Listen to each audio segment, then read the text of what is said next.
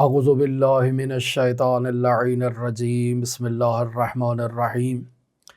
کتاب گلشن احباب در کیفیت سیر و سلوک اولی الالباب علامہ سید محمد صادق حسینیہ طہرانی کی لکھی گئی یہ گراں قدر کتاب طالبان سیر و سلوک کے لیے رہنما نکات پر مشتمل ہے۔ ایسے رہنما نکات جنہیں جان کر، جنہیں پہچان کر، معرفت کے ساتھ انسان سلوک اللہ کا سفر طے کر سکتا ہے، اللہ تعالیٰ کی جانب قدم بڑھا سکتا ہے، اور وہ انسان کی دیرینہ خواہش کہ اسے استاد نہیں ملتا، مربی نہیں ملتا، کوئی رہنمائی کرنے والا نہیں ہے اس سلوکی سفر میں، تو در واقع ایسے گراں بہا مطالب بیان کر دیے گئے تاکہ طالبان طریق اللہ کو مشکل پیش نہ آئے اور وہ ان رہنما نکات کی روشنی میں بہتر انداز میں سلوک اللہ کا سفر طے کر سکیں۔ کل کی گفتگو میں یہ موضوع بیان ہوا کہ ولی الہی کا فعل حق ہے، مصلحت پر مشتمل ہے۔ ایسا ہرگز نہیں ہے کہ حق کوئی اور چیز ہے اور ولی الہی اپنے فعل کو اس حق کے ساتھ منطبق کرتا ہے، نہیں، ایسا نہیں ہے، بلکہ ولی الہی کا فعل عین حق ہے، خود فعل حق ہے، خود فعل میں مصلحت موجود ہوتی ہے۔ لہٰذا اگر کوئی ایسا گمان کسی کے ذہن میں آئے کہ کوئی ایسا عمل یا کوئی ایسی چیز جس میں بظاہر مصلحت موجود نہ ہو اور ولی الہی کی جانب سے حکم دے دیا جائے کہ اس فعل کو انجام دیا جائے، تو ولی الہی کے حکم کے نتیجے میں اس فعل میں مصلحت ایجاد ہو جاتی ہے۔ لہذا بیان ہوا کہ بس اوقات ہم اپنے اذہان میں ایک حق کا اور مصلحت کا تصور قائم کر لیتے ہیں اور پھر ولی الہی کو اس سے وفق دینے کی کوشش کرتے ہیں، اور اگر مطابق نہ نظر آئے تو ہم چونکہ حق کو علیحدہ سے ایک اپنے ذہن میں تصور کر چکے ہیں اور ولی الہی کو اس سے مطابقت دے رہے ہیں، اور جب مطابقت نہیں پاتی تو ہم کہتے ہیں کہ ولی الہی کا یہ فعل نادرست ہے، جیسے امام حسن مجتبیٰ کو مذل المؤمنین کہا گیا، جیسے امام علی ابن موسیٰ رضا کے ولایت عہدی کو تسلیم کرنے پر امام رضا کی مذمت کی گئی۔ تو اس کی بنیادی وجہ یہ ہے کہ انسان اپنے موہومات اور اپنے خیالات کے بنائے ہوئے امام کی پیروی میں مصروف ہوتا ہے، اور در واقع وہ اس دید کے مطابق اس خدا کی عبادت کرتا ہے جسے اس نے خود تیار کیا ہوا ہے اپنے خیالات میں، اس امام کی اور اس نبی کی پیروی کرتا ہے جسے اس کے خیالات نے اختراع کیا ہے، ایجاد کیا ہے، جس کا واقعیت سے کوئی تعلق نہیں ہوتا۔ زندگی گزر جاتی ہے، انسان کسی مقام پر نہیں پہنچتا، اور بعد میں معلوم ہوتا ہے کہ تمام زندگی ایک سراب میں اس نے گزار دی ہے۔ یہ وہ موضوعات ہیں جن پر کل تفصیل سے گفتگو ہوئی، اور آئندہ درسوں میں بھی ان موضوعات پر گفتگو علامہ صادق طہرانی بیان کریں گے۔ آج جس موضوع کو بیان کرنا چاہ رہے ہیں وہ مرحوم علامہ حسینیہ طہرانی کے بعض حالات کی طرف اشارہ کرنا ہے۔ چونکہ کل بیان ہوا درس کے اندر کہ اللہ کا ولی جو ہے وہ ایک عام کلمہ ہے، یعنی ولایت مقولہ تشکیک سے تعلق رکھتا ہے، اس کا بلند ترین رتبہ خداوند متعال کی ولایت میں ہے، رسول خدا کی ولایت میں ہے، حضرات ائمہ معصومین علیہم الصلاۃ کی ولایت میں ہے، اور ولایت کا ایک چہرہ وہ بھی ہے کہ وہ افراد جو خود کو حضرات اہل بیت علیہم الصلاۃ کی سیرت و تعلیمات میں خود کو فنا کر دیتے ہیں، اور اب ان کے وجود میں بھی ایک ملکہ قدسیہ ایجاد ہو جاتا ہے، تو اس کے نتیجے میں انہیں بھی ایک نسبی ولایت حاصل ہوتی ہے۔ جس قدر ان میں ملکہ قدسیہ مضبوط ہوتا ہے اسی مقدار میں انہیں ولایت حاصل ہوتی ہے، اور ان کا قول، ان کا فعل حق پر مشتمل ہوتا ہے اور حق سے ہرگز تجاوز نہیں کرتا۔ مرحوم علامہ حسینیہ طہرانی رحمۃ اللہ علیہ کے گراں قدر فرزند علامہ سید محمد صادق حسینیہ طہرانی بیان کرتے ہیں کہ اکثر نوجوان مرحوم علامہ حسینیہ طہرانی کے پاس آیا کرتے تھے اور ان سے وظیفے کا تقاضا کیا کرتے تھے، یعنی دروازے پر آتے تھے اور آ کر وظیفے کا مطالبہ کرتے تھے، یعنی ان کی خواہش ہوتی تھی کہ علامہ طہرانی دروازے پر تشریف لائیں، ان کی بات کو غور سے سنیں، انہیں جس چیز کا وظیفہ چاہیے وہ انہیں وظیفہ ادا کیا جائے۔ لہٰذا علامہ صادق طحرانی چونکہ فرزند تھے، دروازہ وہی کھولا کرتے تھے اور وہی افراد کو ڈیل کیا کرتے تھے۔ مرحوم علامہ حسینیہ طحرانی بطور معمول دروازے پر تشریف نہیں لایا کرتے تھے، تو علامہ صادق طحرانی کہہ رہے ہیں کہ یہ اکثر جوان جو دروازے پر آیا کرتے تھے وہ یہ کہا کرتے تھے کہ آپ کے بابا نے اپنی کتاب، جو ایک نہایت ہی گراں بہا، نہایت ہی نفیس کتاب ہے، رسالہ لب اللباب، مفسر عظیم الشان قرآن علامہ سید محمد حسین طباطبائی رحمۃ اللہ علیہ کے جو رسالہ مرحوم مہدی بحر العلوم تھا، اس رسالے پر دروس کا مجموعہ ہے اور تقریرات ہیں درواقع ان دروس کی، جنہیں علامہ طحرانی نے شائع کیا۔ اس کتاب کا اردو میں ترجمہ بھی پبلش ہو چکا ہے، پاکستان میں جامعہ تعلیمات اسلامی کی جانب سے ظاہراً سیر و سلوک کے عنوان سے ہی ترجمہ ہوا ہے، جس میں مرحوم مطہری، مرحوم امام خمینی اور علامہ طباطبائی کے نام سے یہ کتاب شائع کی گئی ہے۔ تو فرماتے ہیں کہ آپ کے والد بزرگوار نے اس رسالہ لب اللباب میں بہت زیادہ تاکید کی ہے کہ اللہ کی راہ کا جو سفر طے کرنے والے مسافر ہیں، انہیں اس سفر کو استاد کے بغیر طے نہیں کرنا چاہیے۔ تو یہ نوجوان آ کر کہا کرتے تھے کہ ہم کسی استاد کو نہیں جانتے ہیں، لہٰذا آپ ہمیں استاد کی طرف جو ہے وہ رہنمائی کریں۔ حتیٰ بعض لوگ آیا کرتے تھے جو یہ سوال کیا کرتے تھے کہ ہم فلاں شہر میں زندگی بسر کرتے ہیں، آغا سے سوال کر کے آئیں کہ کیا اس شہر میں کوئی استاد موجود ہے تو ہمیں اس کا تعارف کروایا جائے، ہم اس کے پاس جا کر فیض حاصل کریں۔ یا مثلاً اگر آپ لوگ ہوتے تو آپ سوال کرتے کہ ہم دنیا کے فلاں ملک میں موجود ہیں، کیا وہاں کوئی عارف موجود ہے کہ ہم اس عارف سے سوال کریں اور اس سے جا کر رہنمائی لیں اور وہ ہمیں سلوک اللہ کا سفر طے کرنے میں ہمیں رہنمائی دیا کرے۔ تو مرحوم علامہ طحرانی ایسے سوالات کے جوابات میں یہ کہہ دیا کرتے تھے کہ میں کسی کو نہیں جانتا، اور دوسری طرف خود بھی مرحوم علامہ کسی کو وظیفہ دینے کی جو ہے وہ پوزیشن میں نہیں تھے، کسی کو وقت ملاقات دینے کی پوزیشن میں نہیں تھے، ان کی مصروفیات تھیں۔ بالآخر اللہ کے جو بندے ہیں، جو اللہ کے اولیاء ہیں، ان کے اوقات پر ہوتے ہیں، ان کی کچھ مصروفیات ذاتی ہیں، کچھ مصروفیات روحانی ہوتی ہیں، اور مرحوم علامہ طحرانی رحمۃ اللہ علیہ علوم و معارف اسلامیہ کا ایک مکمل نصاب تحریر کرنے کے جو ہے وہ در پہ تھے، اور انہوں نے اس نصاب کو تحریر کیا۔ اللہ شناسی کتاب لکھی، جو ہے وہ قرآن شناسی کتاب لکھی، پھر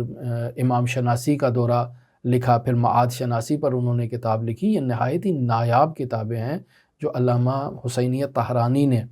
بطور میراث اپنے شاگردوں کے لیے اور امت اسلام کے لیے چھوڑی ہیں۔ تو علامہ ایسی چیزوں میں مصروف ہوا کرتے تھے، اور اس کے علاوہ شاگردوں کی بھی تربیت کیا کرتے تھے، باقاعدہ درس دیا کرتے تھے۔ تو ان مصروفیات کے علاوہ اگر کوئی شخص دروازے پر تشریف لے آئے تو اب انسان اٹھ کر دروازے پر بھی جائے اور جا کر ہر آنے والے سائل کو جواب دے، یقینی بات ہے کہ اس قدر وقت نہیں ہوتا ہے۔ لہٰذا وہ افراد جو رجوع کرتے ہیں اولیاء الہی کی طرف، انہیں بھی چاہیے کہ اولیاء الہی کے اوقات کا خیال رکھیں۔ لہٰذا علامہ صادق طحرانی کہتے ہیں کہ بس اوقات وہ مجالس جن میں بحسب ظاہر بابا کا شریک ہونا ضروری ہوتا تھا، وہ ان مجالس میں بھی شریک نہیں ہوا کرتے تھے۔ یعنی ایک طرف تو وہ علوم و معارف اسلامی کا نصاب تحریر کرنے میں مصروف ہیں، اور دوسری طرف خود عوالم توحیدی میں داخل ہوتے وقت جو شدت کی ایک کیفیت ایک سالک کے لیے ایجاد ہوتی ہے، وہ اس کیفیت میں بھی مبتلا ہوتے تھے۔ اور اصلاً ایسے لمحات میں جب انسان ایسی مصروفیات میں مبتلا ہوتا ہے تو اصلاً اس کے پاس جو ہے وہ گنجائش ہی باقی نہیں رہتی کہ وہ کسی اور کو وقت دے یا اس کی جو ضروریات ہیں ان کو پورا کر سکے۔ لہٰذا وہ ان باتوں کا خود اظہار نہیں کیا کرتے تھے اپنی زبان سے، لیکن علامہ صادق طحرانی کہتے ہیں کہ دائماً عوالم توحیدی میں ان کا جو ہے توجہ ہے، اس سے ہمیں معلوم ہو جاتا تھا کہ وہ عوالم توحیدی کا سفر کر رہے ہیں۔ یعنی ان کی عجیب و غریب گفتگو سے جو عوالم توحید میں جب وہ سفر کر رہے ہیں تو جو ان کی توحیدی گفتگو ان عوالم سے متعلق ہے، یا وہ مطالب جو شہودی مطالب وہ بیان کرتے ہیں اپنی زبان سے، اس سے معلوم ہو جاتا تھا کہ یہ اس وقت کس سفر میں ہیں اور کس مراحل سے عبور کر رہے ہیں۔ ایسے میں لوگ آ کر ان سے تقاضا کریں اور صرف ایک لمحے کا تقاضا کریں کہ ہمیں صرف ایک لمحے کے لیے علامہ حسینی رحمۃ اللہ علیہ کے دیدار کا جو ہے وہ وقت مل جائے۔ بعض لوگ تو یوں بھی آ کر اصرار کیا کرتے تھے کہ ٹھیک ہے علامہ طحرانی جس کمرے میں مطالعہ کر رہے ہیں ہمیں اس کمرے کی کھڑکی کے پاس لے جائیں، ہم فقط شیشے سے باہر صحن سے ان کو دور سے دیکھ لیں گے، ایک لمحے کے لیے ایک نظر ان پر ڈالیں گے، ہم ان کا وقت نہیں لیں گے، ان سے کلام نہیں کریں گے، ان سے گفتگو نہیں کریں گے۔ بس اوقات ایسے بھی شائقین اور ایسے بھی عاشق لوگ آ جاتے ہیں اور تقاضا کرتے ہیں، لیکن بالاخره انسان مصروف ہے، انسان کی مصروفیات کا، جو اللہ کا ولی ہے اس کی مصروفیات کا بھی خیال رکھنا چاہیے، چونکہ اس نے یہ تمام دسترخوان ہم لوگوں ہی کے لیے بچھایا ہے۔ مثلا علامہ طحرانی کا یہ دورہ جو علوم و معارف اسلامی کا دورہ ہے، یہ آگے قیامت تک تمام وہ لوگ جو اس دورے کا مطالعہ کریں گے وہ اس کے ذریعے سے رہنمائی حاصل کریں گے، ان کے وہ تمام ابہامات، تمام سوالات جو ان کے اس سلوکی سفر سے متعلق ہیں، جو توحید سے متعلق ہیں، جو امامت سے متعلق، دونوں پیر اس کے قلم ہو چکے تھے، وہ ویل چیئر پر آتا ہے نہایت ہی مشقت کے ساتھ اور دروازے پر آ کر اصرار کرتا ہے کہ میں علامہ سے ملاقات کرنا چاہتا ہوں، میں نے ان کی تمام کتابوں کا مطالعہ کیا ہے، میں ان کا بہت اچھا عاشق ہوں، مجھے ان کے لمحات میں سے صرف کچھ لمحات چاہیے اور میں ان کی زیارت کرنا چاہتا ہوں۔ علامہ صادق طحرانی کہتے ہیں کہ مجھے بابا نے منع کر رکھا تھا کہ آپ کسی کی سفارش لے کر میرے پاس نہیں آئیں گے، میں مصروف آدمی ہوں، میرے اوقات پر ہیں، کسی کی سفارش لے کر میرے پاس نہیں آئیے گا آپ، لہٰذا جو بھی آئے ان کو دروازے سے مناسب جواب دے کر آپ واپس پلٹا دیں۔ تو علامہ صادق طحرانی کہتے ہیں کہ میرا دل اس غازی کے لیے موم ہو گیا، نرم ہو گیا، میں نے والدہ کو بھی بتایا کہ ایک ایسے جو ہے وہ شخص، ایک ایسا مجاہد، ایک ایسا غازی دروازے پر موجود ہے۔ تو میں پھر علامہ کے پاس گیا، میں نے ان سے تقاضا کیا کہ ایک ایسا شخص آیا ہے، والدہ نے بھی میری بات کی تائید کی کہ آپ ان سے کچھ لمحات کے لیے ملاقات کر لیں۔ تو علامہ صادق طحرانی کہتے ہیں کہ میرے بابا نہایتی قراحت کے ساتھ، نہایتی نہ چاہتے ہوئے دروازے کی طرف گئے، لیکن مجھے کہا کہ ٹھیک ہے میں ملاقات کرتا ہوں، لیکن میرا وقت آزاد نہیں ہے، میں صرف 2 یا 3 منٹ کے لیے ملاقات کروں گا اور اس سے زیادہ نہیں، لہٰذا آپ ان کو بتا دیں کہ میرا زیادہ وقت نہ لیا جائے۔ اس ملاقات میں بھی علامہ طحرانی نے سر جھکایا اور دروازے کی طرف تشریف لے گئے اور جو ہے وہ بیان کیا کہ میری جو ہے وہ طبیعت اس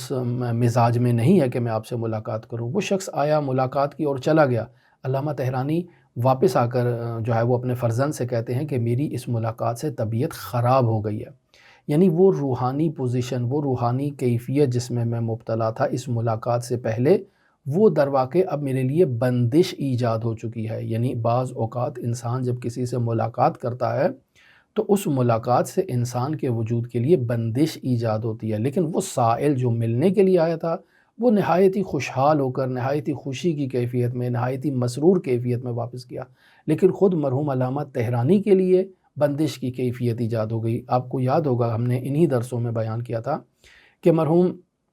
آیت اللہ جمال الدین گل پیغانی جب وادی السلام کی طرف تشریف لے گئے تو ان کے لیے ایک اس شدید گرمی کے ماحول میں ایک ایسا جنت کا جھرونکا ان کی طرف آیا اور ان کے اطراف میں ایک ایسی جنت کی نسیم ملائم جو ہے وہ ہوا چلنے لگی ان کے اطراف میں، اور جو کوئی بھی ان کے قریب آتا، ان کا معتقد، ان کا چاہنے والا جو ان کی کیفیات کو پہچانتا تھا، وہ اس نسیم ملائم کو محسوس کرتا تھا، لیکن جیسے ہی کوئی ابنائے دنیا میں سے ان کے قریب آیا تو وہ ان کی تمام کیفیت جو ہے وہ برطرف ہو گئی۔ اور علامہ نے بیان کیا، آیت اللہ گل پیغانی نے اپنے اس ساتھی کو، کہ دیکھا کس قدر ایک معمولی سی ادنا سی ملاقات اور صحبت انسان کے وجود پر اور روحانی حالات پر کس قدر اثر انداز ہوتی ہے۔ تو علامہ طحرانی کے فرزند یہی بات تو بیان کرنا چاہ رہے ہیں کہ وہ جن عوالم میں تھے، ان عوالم میں موجود انسان کے ساتھ اگر کوئی ایسا شخص جو عالم کثرت میں گرفتار ہے، وہ ایسے شخص سے آ کر ملاقات کرے تو یقینی بات ہے کہ ایسے شخص سے ملاقات ایک عارف کے لیے قبض کی کیفیت ایجاد کرتی ہے، اس کے لیے سنگینی ایجاد کرتی ہے، اس کے لیے مشکلات کا باعث بنتی ہے۔ لہٰذا بابا نے اس ملاقات کے بعد کہا میری طبیعت خراب ہو گئی ہے، یعنی میری معنوی حالت خراب ہو گئی ہے۔ لہٰذا علامہ صادق طحرانی کہتے ہیں کہ بابا ان ملاقاتوں میں ان لوگوں کی آمد و رفت سے جو ان سے ملاقات کرنے کے لیے آتے ہیں، بطور خاص ان کے شاگرد، ان سے وہ بہت تکلیف اٹھایا کرتے تھے۔ یعنی علامہ صادق طحرانی کہتے ہیں کہ مجھے یاد ہے کہ وہ مجھے جو ہے وہ کہا کرتے تھے کہ ہمارے جو یہ دوست ہیں، جتنے بھی رفقا ہیں جو آتے ہیں سلوک اللہ کا سفر طے کرنے کے لیے، درس حاصل کرنے کے لیے، میں اپنے ان دوستوں سے جدا نہیں ہوں، یعنی آپ انہیں پیغام دے دیں کہ اگر یہ اپنے گھر میں بھی موجود ہیں اور وہاں بھی مجھ سے کوئی رہنمائی لینا چاہتے ہیں اور ضرورت اقتضا کرے گی تو میں ان کی رہنمائی کروں گا۔ بس اوقات انسان یہ تصور کرتا ہے کہ نہیں، جسم کا جسم کے پاس ہونا یہ بہت ضروری ہے۔ نہیں، بس اوقات انسان واقعاً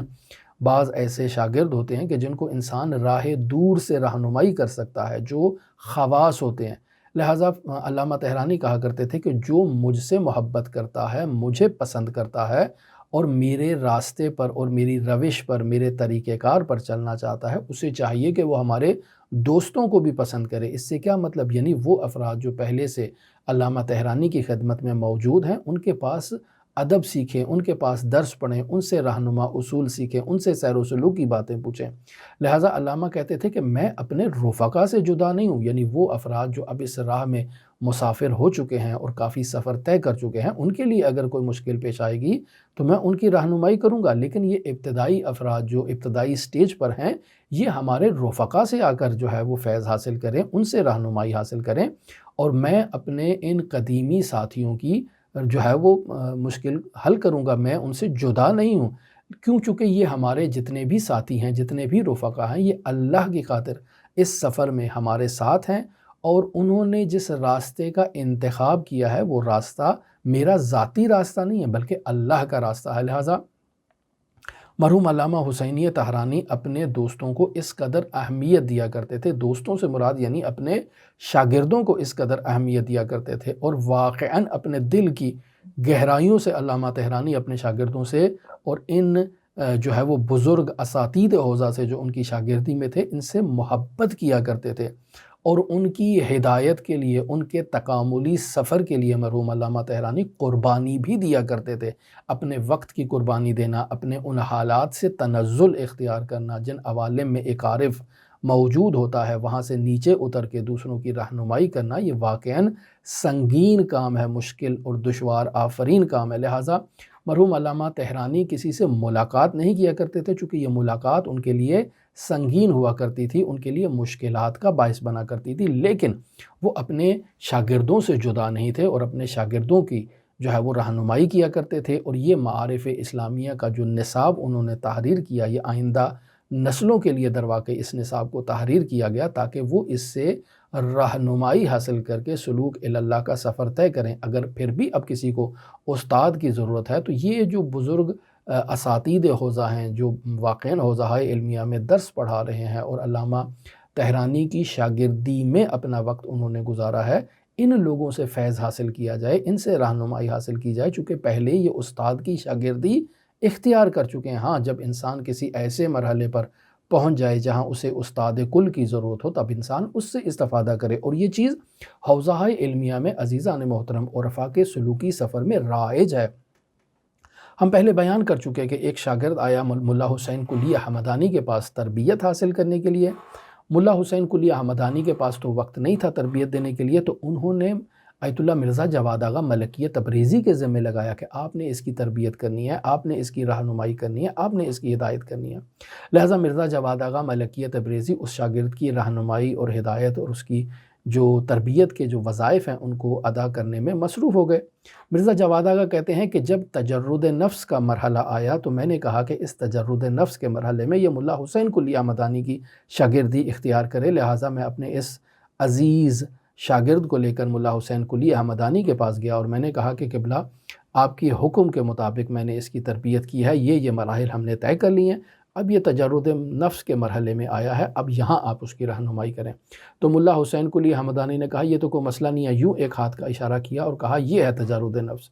وہ شخص جو شاگرد تھا وہ کہتا ہے کہ میں اپنے وجود کو دو انسانوں میں جو ہے وہ مشاہدہ کر رہا ہوں، ایک میرا وجود ہے، ایک میرے ساتھ ہی بیٹھا ہوا میرا دوسرا وجود ہے، اور یہ در واقع وہ میرا ملکوتی وجود ہے، میرا وہ معنوی وجود ہے، میرا وہ جو ہے وہ مثالی وجود ہے کہ جو میرے ساتھ اب موجود ہے اور میرے اس عنصری بدن سے جدا ہو گیا ہے۔ علامہ جو ہے وہ ملا حسین قلی حمدانی کے ایک اشارے کے نتیجے میں، اور کہا یہ ہے تجرد نفس، یعنی انسان کے نفس کا اس بدن عنصری سے جدا ہو جانا، ایک علیحدہ سے ایک مثالی قالب اختیار کر لینا اور ایک مثالی بدن کی حیثیت اختیار کر لینا، اور اسی مادی جسم کے ساتھ آ کر جو ہے وہ اس مادی جسم کی تدبیر بھی کرنا، یعنی وہ مثالی بدن جو تجرد کی حیثیت میں ایک جدا آ کر بیٹھا ہے، وہ در واقع اسی مادی بدن کی تدبیر بھی کر رہا ہے، اس کی جو ہے وہ مدیریت بھی کر رہا ہے اور ساتھ میں موجود بھی ہے، اور اس سے انسان اپنے وجود میں ایک نہایتی سبقی اور نہایتی ایک ہلکا پن محسوس کرتا ہے۔ اور یہ ایک تفصیلی موضوع ہے کہ جس پہ رسالہ روح مجرد میں بھی گفتگو کی گئی ہے، اور بھی اس کے علاوہ شاید میں نے ایک دو جگہ گفتگو کی ہے۔ لہٰذا انسان کو اولیاء الہی کے اوقات کا خیال رکھنا چاہیے۔ یہ جو ہم میں سے ہر شخص تقاضا کرتا ہے کہ ہمیں جو ہے وہ مرحوم علی قاضی مل جائیں، ہمیں مرحوم بہجت مل جائیں اور ہم ان سے فیض حاصل کریں، نہیں عزیزان محترم، ان کے آثار کا مطالعہ کریں، ان کی کتابوں کا مطالعہ کریں، ان کی تعلیمات، ان کے بیانات جو ہمارے پاس موجود ہیں، یہ ہمارے لیے بطور درس ان چیزوں کو ہمارے لیے بھیجا گیا ہے اور بتایا گیا ہے، اور اگر ہم ان سے غفلت کریں گے تو اس کا مطلب یہ ہے کہ ہم درواقع خود ان اساتید سے غفلت کر رہے ہیں کہ جن سے شاگردی کی ہماری ایک آرزو قلبی اور ایک تمنا ہے۔ لہٰذا ہمیں یہ چاہیے کہ ہم ان اساتید سے فیض حاصل کریں اور ان سے ہدایت حاصل کریں، اور ان کے بتائے ہوئے رہنما اصولوں کے مطابق جو ہے وہ اپنے سلوکی سفر کا جو ہے وہ آغاز رکھیں اور تہذیب نفس کے مراحل کو طے کریں۔ لہٰذا دعا گو ہیں خداوند متعال ہمیں ان گراں بہا نکات کو سمجھنے اور ان پر عمل کرنے کی توفیق عطا فرمائے۔ دعا گو ہیں خداوند متعال منجی عالم بشریت حضرت صاحب العصر صاحب الامر صاحب الزمان کے ظہور میں تعجیل فرمائے، اور ہمیں حضرت کے اصحاب و اعوان و انصار کی فہرست میں شمار فرمائے۔ اللہم صلی علی محمد و آل محمد وعجل فرج قائم آل محمد۔